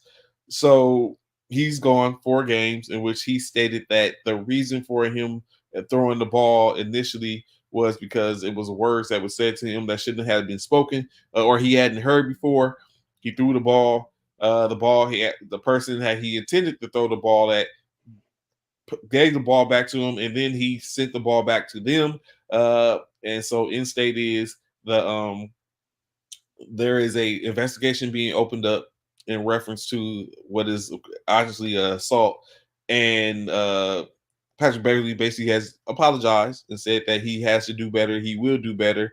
That he should have let. He's like, it just got to the point to where it has. Now, initially, correct me if I'm wrong, if you heard the same thing. The only thing that was being said is Cancun on 3, 1, 2, 3, Cancun. So, as we all know, in the NBA culture, that is said that when a team is sent home from the playoffs, that it's time to go vacationing, and Cancun is the spot. And so it's like, in this case, is it a wrap for Patrick Beverly? I'm not gonna say it's a wrap for him, because somebody like Doc Rivers gonna always want to pick him up and think he can bring something to your team. I mean, for real. Like, I'm not gonna say it's a wrap, but I am gonna say that it's getting close to being that, right? How many more shuffles can you do before you see that it's just not cutting it and it's not worth it? So when you said the 1, 2, 3 Cancun, when they said that, the first thing that came to my mind, the way that he was defending himself, I think all he heard was coon. Sorry, people, but I'm saying maybe that's all he heard. I mean, I'm not gonna defend the guy, but when you say that you heard something that you never heard, maybe all he heard was coon. I'm gonna leave that right there. Like, I mean, I'm just saying maybe that's all he heard was coon. He didn't hit a can part. You know what I'm saying? Like, but anyway, Beverly, man, I don't know. I'm over that guy, man. I've been over that guy. Like I was over him when I thought Chicago was the perfect place for him, because that's a team that ain't going nowhere, no expectations. I'm tired of him being on rosters where the expectations are so high, and the team's not benefiting because he's on the team, and he's supposed to be this guy that can get into people's heads. He's supposed to be this defensive guy, and then some people say that he's supposed to be a leader. He would not be leading my team. I'm just saying. just because it's not just because of his prior behaviors and stuff like that. It's just that um, this is a guy who said, like, they say, oh, he's a good defender. He could play, well, maybe in good team defense, because in the individual defense, he gets cooked all the time. So I'm not I'm not understanding. This is the same guy that was trying to defend Kevin Durant and was talking about, oh, I did a good job. No, you didn't. He bust you for 35 every night. That's not good defense. Just saying. Like where's that good defense at? You know what I mean? Like, so what I look at is that his reputation, those things, and then, man, the losing your cool consistently. Like, that's not, we talked about this with Draymond, right? Like, that behavior, um, it's something more there to that behavior where you feel like you just that comfortable that you gonna just throw balls at fans, and probably gonna be a civil suit come out of it, which nobody can complain about that because you totally hit the wrong person the first time you threw the ball, and then they throw the ball back to you, and you throw it back again. Um, it's just pretty much saying that maybe my time in Milwaukee is over. You know what I mean? Like, where is he gonna go next is the question. Like, is it because we know if he ends up in a Hornet uniform, we know that that's a wrap for real, right? You know that your career is over. If you end up in a Hornets, if you're a veteran like him and you end up in a Hornets uniform, that means that it's over. Or you end up in no uniform. So it's that slippery slope. I had high expectations for Beverly at one while, um, but he's proven to be more of a problem than he is good for teams. I'm not gonna say TO caliber, but it's getting there. So speaking of Hornets uniforms, or the Hornets in general, they have found their next coach as Charles Lee, former assistant to uh, who was it? Missoula in Boston is now the head coach, 4-year deal with the Hornets to basically coach them, picking up Bridges, Ball, Miller, with the efforts to try to get them back on track. So now that's another coaching seat filled. We already know the Lakers as well as the Suns are vacancies that are open. And lastly, the Washington Wizards. Poor, hey, I want to throw this out there. Yes. If I'm Frank Vogel, I'm taking it to uh some ghetto Birdman stuff, man. Put some respect on my name, man. Look, So Vogel is like 3-4 years removed from winning the championship, and he keep getting fired, Trey. Like, he keep getting fired. I think so of course, when we look at the coaching rumors and stuff like that, ideally what has been said that Budenhauser is the key candidate for the front runner for the Phoenix Suns job, although he was mentioned in reference to the Lakers. Additionally, the Lakers, what the conversation has been that the Lakers are looking at JJ Redick with being the front runner. Tyronn Rue, seeing if they can muscle him away from the cross city rival. And interesting enough, what you just said, I just seen some last night to where it said presumably Vogel is back in the mix to potentially return to LA. Like you said, based off he's the latest. He's just 5 years removed from winning a championship there at that organization. And going there, I guess you could say there's more of a talent pool that is available now than what it was a couple of years ago, depending on what it is that Rob Pelinka is going to do. I would like to think that at this point, LA has fired Vogel and then turned around and fired Pelinka. I mean, then turned around and fired Ham. At some point, you have to take a look at what is your Jenny. You got to maybe look at what is Rob doing. Like, he's putting these teams together that like, of course, I think he got a reprieve when he's at his midseason movings that put the LA in position to be in the Western Conference Finals, but it wasn't enough to get past that. They were able to play. They was making a push to be a 6 seed to where they don't have to worry about the play in, but it didn't work out for them. And then they end up facing the same team in which they were this derailed, in which they took them every game to where they were up to where you presumably could have had a sweep in that aspect. And what the Lakers just couldn't hold off. It wasn't effective. It didn't work. So is it probably time to say that Rob Pelinka is not holding up his end of the bargain, and maybe he's the next executive that needs to be moved on from, as opposed to the coaches? Bring Magic back. I know that that's a far cry from happening, but bring Magic back. Now you're missing Magic. You're missing Magic deeply in that organization, man. You're missing Mr. Bus and Magic, the ones that built the Lakers into the tradition that y'all want to speak about, right? This, I mean, come on, man. Like, we got to admit, in the modern eras, it was all Magic and Mr. Bus, man. Like, look, and Mr. Bus understood how to keep players around. With Jerry West, give him credit for helping be there, put those teams together. But at the same time, the Lakers just don't have that no more. Man, I heard this somewhere that since Phil Jackson, no coach has made it 3 years. They fired every coach 3 years. I did not know that. Since Phil Jackson. Like, since Phil Jackson's last reign. The longest tenure coach that we've had is Frank Vogel. That's an organizational problem. That's not even just Pelinka, right? Now, don't get me wrong. I think Pelinka is the weak link right there, but also it's about the players coming in with the mentality. How can you tell me pretty much the same team 1 year is Western Conference Finals bound, but then the next year they first round exit without even putting up a fight, first round swept? So sometimes that goes on the players, right? And it's, I mean, sometimes that's on the players. That's not just organizational dysfunction. I think the players sometimes, nobody ever want to admit this, but you can see it. I think the players sometimes don't want to play for. It's not the coach. It's not the organization. It's the players that they playing with. We saw D'Lo definitely lost interest. I don't think he wanted to play with LeBron, and I think it showed at certain points. I don't think a lot of them wanted to play with LeBron. Let's just keep it real. Like, I think LeBron is the sore right there. So you ship Pelinka, then what you gonna do with LeBron? Like, for real, you got to find players.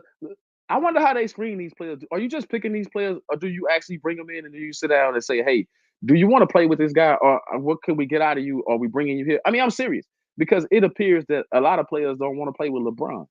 Like seriously, no knock against LeBron. He's had a great career, but I think some of these younger players don't want to be in his shadow. I think they don't want to be in his shadow at all. And I think because they allowed this, because Pelinka, we know who he listening to. We know he listened to Kobe, so no doubt he listening to LeBron. So if you got LeBron in on some of these moves that you're making, you got to think about, you got rid of a championship roster, had just won a championship. You know, I don't know why that wasn't good enough. Run it back. Ain't that what the Lakers are famous for? The Lakers and the Celtics running it back, right? I don't think they had the money to run it back. You could have kept some of those pieces, is what I'm saying. It was a way that you could have figured something out to keep some of those pieces. You got to be able. They couldn't even keep Caruso. They would have to lowball Caruso in order to keep him, in which they allow him to walk so they can keep Talent Horton Tucker, and then everyone else was on veteran minimums, being what was that, Rondo, McGee. I'm talking about the young talent. You had to keep some of them. Was only they couldn't pay. But they not max players.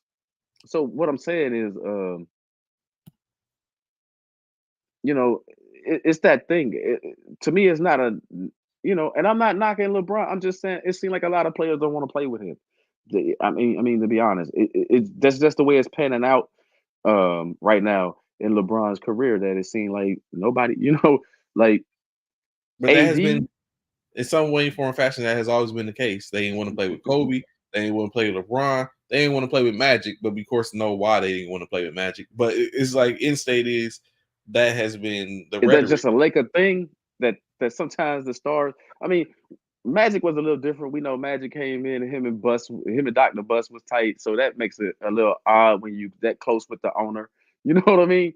Like, here's the funny thing: the GOAT. You never heard about him and the owner really hanging out too much in Chicago. I mean, I'm just saying, you know, and I'm sure the GOAT probably won a few dollars off the owner. I'm just saying. You know what I'm saying? The way he gamble, I'm just playing people. But nah, but for real, I don't know. Is Braun? So let me ask you this: Is Braun? Is this? You said is that just a pattern in LA where sometimes they don't want to play with the star? I mean, because So the lights are the brightest, Trey. The lights are they the are, brightest. and that's what I'm saying. I think it comes from a standpoint of when certain players, like it's Los Angeles, you have to have a certain mentality, and Kobe had a certain mentality. Of course, he earned the name the Mamba and stood up and played off and said things and kind of like vilified some of his players and acted a certain way where some people just didn't like him, but they respected him for the person that he was. So I think you have some of the same things in which you look at LeBron, or maybe for what's lesser than when you look at or take a consider LeBron. And that is what the end state is, that people don't want to be a part of that because they probably feel like they don't get an opportunity. And LeBron is like untouchable, and no one's going to say anything to him, and he's just going to continue to get away with things. I can continue to say that he's the reason, he's the one that's building the programs in Los Angeles, and Rob, like I said, Rob Pelinka is listening to him or taking he has a large, he gets a large chunk of that to be seen and be like, okay, this is what we're going to go with, to where like they sit up and talk about like I talked about the other day, Maurice just said, even Palinka messed up the draft to where it goes where you look at like he picked my man Defino when he could have had Jaquez or, you know what I'm saying, or anyone else. Now we just know what Jaquez brought to the board because we seen him play. We didn't see too much of Defino play, so he might be actually pretty good over. But when was the last time that the Los Angeles Lakers drafted a player that was effective, right? All the other That's players in which they drafted have gone on other places and have been pretty effective, even to the least one of the ones which being Wagner. Wagner was one of those players at one time in which, of course, his brother is better than him, but he was one of those players. But we've had other ones as well. Look at Zubac, and look at what Zubac is doing in right. Kuzma, Powell, it's like all these people, Lonzo at one point. So it's like all these people have gone on and become superstars everywhere else, but they came through LA. So it's like I think that has gone on since Pelinka has been a part of the organization, and it was with Magic. Magic was in on drafting the Kuzmas. Right. We had Hart in our building at one time, and now look where he's Right. at. Jordan Clarkson, like all these players have came through the Lakers organization, and now they've gone on to other places, and now they're no longer there, but they're going on other places, and they have blossomed. And it's like, so I was like, I don't know. So like I said, Delfino, if he's going to blossom, Tucker, he went over to Utah, he got more burn. So it's like it's yet to be seen, but it hasn't been the best. Genie Bus needs to publicly appeal and say, "Hey, Magic, come back. Magic, come back." That's that's very much needed. Magic, come back. That's beg them to come back. Like whatever you need to do, get Magic back in that building. You were a better franchise when you had Magic on that side. See, you can't break up the tradition when you don't have to. Like seriously, like figure out a way to get if you got to ship Palinka to get Magic back. That's what I would do. I mean, for real. If you got to ship them, ship them. Guess who's available right now to run your stuff? Who?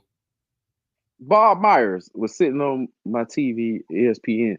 Like he did that Golden State thing. Ooh, Lakers normally go after people like this. What are we doing? Like, why are we even talk? it's a no brainer. You know what I'm saying? Hey, whatever he. If you're trying to build, I mean, I'm just saying, like Myers, I would throw the money towards him, right? And guess who he tight with? Magic. I'm just saying, like, ain't Myers all wrapped up into the Commanders franchise and stuff now too, or whatever. See, that's what I'm saying. Like, there you go, right there. Myers and Magic, bring them, make it happen, LA. Bring the star power back. I'm just saying, bring the star power back. I mean, we just talking here, man. That's just my opinion. I think you got options. Better than Pelinka. You got out. Pelinka has yielded you what? One championship, right? One championship, and even that championship, hey, it came with some things. But anyway, I'm just There we saying, you have not done anything else. Yeah, it's time to move away from Pelinka. Bring Magic back, and if you can get Myers, man, maybe Myers don't want to do it no more. I don't know, but we would be having that discussion right now. You know what I mean? Like we would definitely be if I'm anywhere near the Lakers organization, it's like, hold on, let me go holler at Bob and see what he talking about. Get him on the golf course, get him wherever, but have that conversation. So to get into the conversation, two more things, a couple of things before we get up out of here. One of those two things being these awards. So the last three awards all have went to basically the series of the Minnesota Timberwolves and the Denver Nuggets, being the defensive player of the year, the MVP of the year, and the Kareem Abdul-Jabbar Award, or the sportsman, the NBA Sportsman of the Year, which went to Karl Anthony Towns. Oh, and the sixth man of the year, Nas Reed playing in it. Yeah. Six man of the year, Nas Reed. So evidently, there's a lot going on in that particular series. Now, of them, of course, when you look at the statistics, right, which is basically the litmus. When you look at the statistically, unless there's something we're missing, Victor Wembanyama presumably outplayed Rudy Gobert, but the Minnesota Timberwolves are one of the top seeded teams in the West, while the San Antonio Spurs and Victor Wembanyama are sitting at home. Weren't they dead last in the West? Yes. So when you look at that, but it's like still from I guess you could look at the average as well, because Victor Wembanyama didn't play as many games as Rudy Gobert. So, of course, yes, his numbers are going to be different than Rudy Gobert's due to the fact that he played less games. So maybe if they take that into consideration as well, maybe it balances out, and hence the reason why we have Rudy Gobert as the Defensive Player of the Year, his fourth one in his career, as opposed to Wembanyama walking away with it for the first time as a rookie, earning both the Rookie of the Year and the Defensive Player of the Year. And on the other side of the spectrum, like you was talking about, which I know you finna cook on that one, is how did Jokic beat out Luka for the MVP? Or some people feel like, how did he beat out SGA for the MVP? My vote would have went to Luka. I know I've seen Kendrick Perkins say his vote would have went to SGA. And presumably, when you look at it, this arguably could have been Jokic's fourth MVP of the year award. What's your take on that? Politics as usual with the MVP, man. Like, it's politics all the way around. Like I said it earlier. We see what they're doing. They try to make Jokic the best center to ever play the game. And a lot of that comes from us, the fans, and the rest of the media and stuff like that, as far as the way that we say, whoa, we never seen a big man do this. We never seen a big man. And the voters are clearly, you see, they got an agenda. I mean, but I felt this way before when Jokic won his first and second win, and his team was sixth. They were sixth in the playoffs, number 6 in the playoffs, and you defended them. That one year you defended them, Me and you had that conversation where I was like, I don't know how, and you said, well, he ain't playing with Jamal Murray. Remember, Jamal Murray was hurt and all this other stuff. But man, look, it is what it is. I mean, basically, you see what you get, and not only that, um, um, um, international player, um, 3-time MVP. Man, all the things that they doing, you know what I'm saying? Like, it's kind of sending a message. It's sending a message, and I don't like the message. Like, SGA, I felt like SGA had a better season than Jokic this year, uh, just based off team performance. I thought Luka had a better season. Luka led the league in scoring, like dropped 30 something points per game, which hasn't been done since what? Kobe Bryant, right? Mm-hmm. How many points he scored. I mean, those things are not even taken into consideration. Jokic is the guy. I mean, like you can't even defend that. Like Jokic just getting it. I got nothing against Jokic. I think he's one of the best players ever. But I'm just saying the politics and the the way that it's looking. They gonna give, like I said, they made sure Murray's still playing in this series to give him every chance to win. This is what they want. This is what the league is promoting. I mean, that's what they pushing. That's what you get is like they want Jokic to be that guy. And, That's obvious. but but is he deserving of that? Is he putting up? Is he? I mean, he's putting up numbers like he's. I mean, he putting up Effective. numbers. I'm not saying his name shouldn't have been in the conversation, but him winning it though, come on, man. Luka had a better season. Did he not? Like Luka was look. How many times are you ever gonna see this in your life, people? Where a guy leads the league in scoring the way he did, putting up the numbers that he put up, and was second, and he was second in assists. Number 2 overall in the league in assists. I mean, I'm just saying. Um, you know, I don't know if we was really looking for an MVP. And SGA, hey, he was on the best team. I understand the gripes of the OKC Thunder fans and stuff like that. But I felt like it could have been either him or Luka. I mean, Jokic. Nah, man, we already seen you. You know, it's rough to when you got to try to pick between people, man. And everybody have outstanding seasons. I think if Joel Embiid probably would have won number 2 if he would have stayed healthy, right? Because what he was Possibly, doing, yeah, because that what he is was doing was, I mean, he averaged more points than he did minutes. You know what I mean? Like he was killing it, and he was averaging what, like a point more than Luka. I think Luka finished at like 34 points or something. He was at Joel Embiid was averaging 35 before he got injured. So it probably would have been. So I take all those things into consideration. Um, I take those things into consideration, and I think, like I said, it's a little favor. You got to admit, it's a little favoritism towards Jokic. yep. Well, he's been crowned 3 of the last 4 years. He has walked away with the coveted award. A unprecedented at Oh, this point since. which, by the way, that commercial with him and that pony is funny to them. Like it was just about a week ago. I see that commercial a lot of times, Trey, but it was just about a week ago that I knew that when they walked in there, they was playing the pony, the genuine pony. I was like, how did I miss that?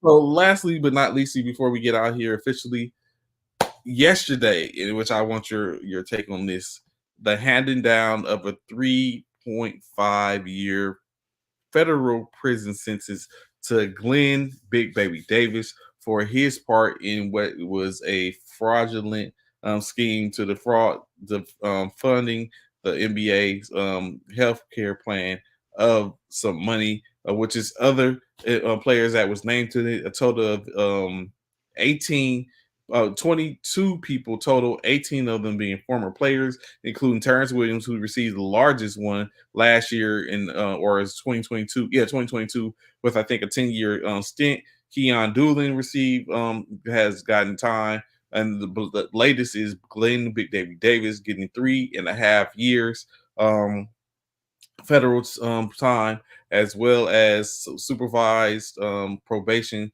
upon exiting the 3.5 years, in which he's going to be also have to go through a drug and alcohol a drug program. Wow. I posted it right away. The big baby man, come on, man. I mean, life after and not every that's indicative that everybody don't make the same money, so you make crazy. You know, like everybody don't make the same money, and it's what you do with your money, right? As far as whatever, but I'm just saying, like everybody not great investors, everybody not good business people, and then you got a lot of people eating off your plate at one time. I mean, sometimes it's just difficult. It's sad to see though that Big Baby was likable. Mm-hmm. Out of the names that you mentioned, he was a likable person, and like he was on those championship runs with the Celtics. I mean, he played meaningful ball. Like I said, he was like a charming player, man. Like you know what I'm saying. And to see that happen is just, I don't know. It's kind of sad to think that you even had to take that route. You know what I mean? Um, um, yeah, and you got to wonder, like, why was that even an option? Had to be other options, but like I don't knock people. It's not a judgment thing.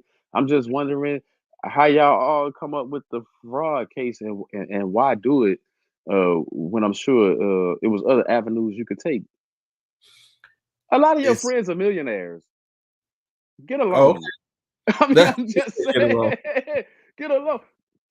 You mean to tell me Big Baby Davis couldn't go holler at KG on the slick and say, "Hey, man, I'm in some financial trouble." I mean, I'm just saying, what's the options here, people? I mean, I'm just saying, all your friends are millionaires. I mean, I'm just saying. It's unfortunate 3.5 years. Yeah, fat time. So he upon when he gets in there, see him in what 27, 28 time frame, and then supervise probation, a drug program, which is a lot of it in which you like you just said. And one of the things in which he argued, as well as his lawyer argued, is that he basically lost himself after 2022. I think 2022 or 2021 is when they got caught Coach King. I think 2021 or 22 was when it was down. 21, I think it was when they got caught. Um, but like you was just saying, he one of the things that his one of the pleads in which they put in there, or when he was asking for some type of leniency, because his attorney asked that it was time served and that they put him and that they basically helped him to deal with some. Oh, that's where he has to go through a financial class. But that was it was some things in which they asked, like give him time served and allow him to go through some classes to help him with his addiction to cannabis, as well as some his financial woes, in which that was, I guess, it fell upon deaf ears, or I'm not sure what potentially he could have received outside of 3.5 years, but that's basically where they was at with it. And he said that he was lost without basketball. It's like without basketball, he was lost. So I now was lost. So basically, I was lost. So I smoked a whole lot of weed. I mean, I, you were smoking a whole lot of weed. We heard the stories already. You were smoking a whole lot of weed before that. So you know. it was Um, it sounds like, and it I sounds mean, like I'm just saying. rah rah at that point, like yo, you just trying to stop from getting locked up. I mean, who don't do that though? That's what they do, right? Like, even the hardest of the criminals, right? They start crying when their time come down.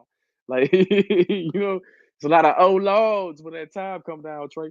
It's not a whole lot of taking that time, manning up. It ain't a whole lot of that when it comes time to do a time. I would have been crying too though, trying to figure out a way. I mean, I'm just saying, like you Or end up in that position. I mean, you end up in that position. Yeah, it's tough to think that, man, you was once up here, now you're gonna go do time. It ain't the first time we seen this happen.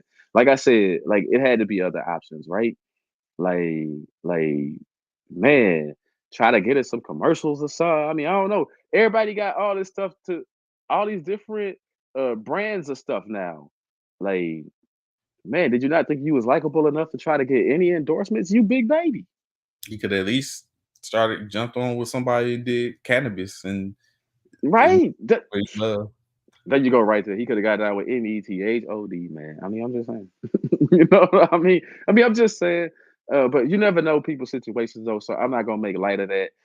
But I am gonna say that it sounds kind of crazy that some of these players, man, that have gotten to live a life that, like very privileged, um, they go through this stuff right here. It's unfortunate, but we see this quite a bit on all levels, right?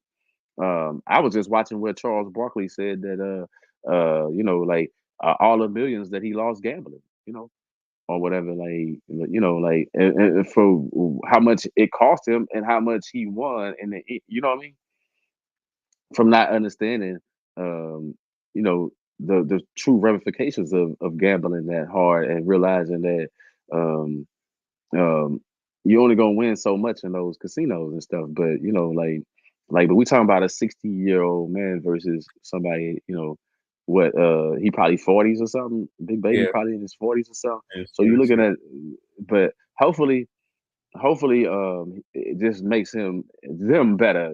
The Keon Doolins and all of them. Hopefully, it makes them better, and in the future, you slow down a little bit and make better decisions. Um, but I want to say this though: when you see stuff like this, because we heard something similar in football a while back, right? Or something close to it, right? Maybe not fraud, but we heard about all these claims and all this different stuff against the league and all that, right? Where they were selling out billions of dollars and stuff. Um, why do you think? I guess I want to ask a question. w- Why are the leagues not, um, like they have things to quote unquote take care of the people, but do you think they really taking care? Why are the leagues not stepping up and really taking care of some of these players that really need it?